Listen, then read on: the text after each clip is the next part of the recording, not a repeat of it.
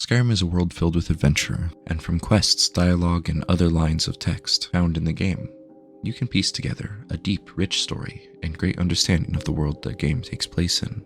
However, I find my favorite stories are the ones that you never expect to find, ones that aren't through quest lines, and oftentimes you have no real reason to go to these places that contain the story.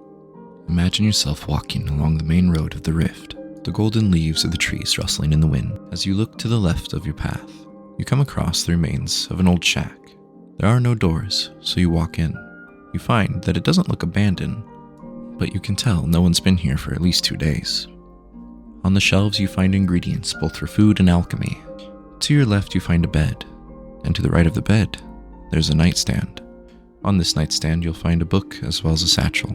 The book reads, Alchemist Journal. You open it and read the following. Coming to this area was a brilliant decision. The local flora seems to have many useful properties that I've been able to utilize into new potions. Outside, the rich soil has allowed the cuttings I've collected to grow into fine and bountiful plants. This afternoon I think I'll journey out for more mushrooms, as my current supply is beginning to dwindle. On a personal note, I've moved my alchemy work outside the shack. I find the midday air is a boon to my health, as well as an inspiration to my work. After putting the book back down, you turn and go outside. You do in fact see a lovely garden filled with nightshade and other alchemist plants. To the right of those plants you find an alchemist table, but you see no alchemist. It seems he's not yet back from the journey to get the mushrooms that he needed.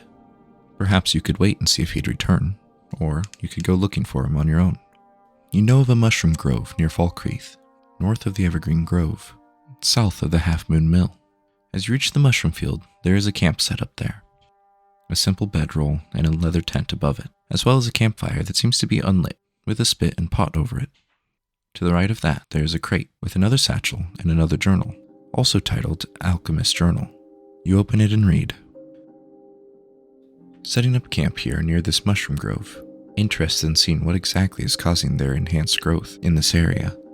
Today, I'll be heading out to see what kind of effect the mushrooms in nearby Nirnroot are having on the ecosystem downstream.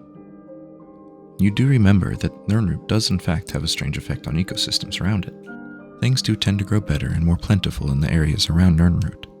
Being curious of this yourself, you go down the stream and check. You come to a cliff, and when you gaze down, you see a body floating in the water. Clad in robes, you know that this is likely the alchemist. Next to him, Briggan, most likely the culprit and the reason for this man's short-lived life. The average Skyrim player probably wouldn't know the story behind this, but through the 2 journals that we read, we know that this man was an inspiring alchemist. He grew gardens, he loved his craft, and he loved nature.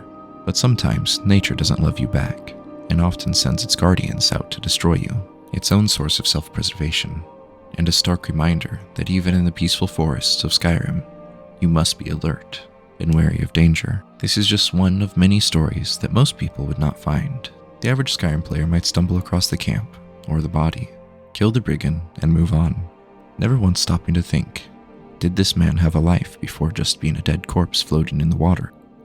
This is how Skyrim and the developers just show how deep the world truly is. It's never as simple as just a body in the water. There was a story behind it. You just have to look for it and find it.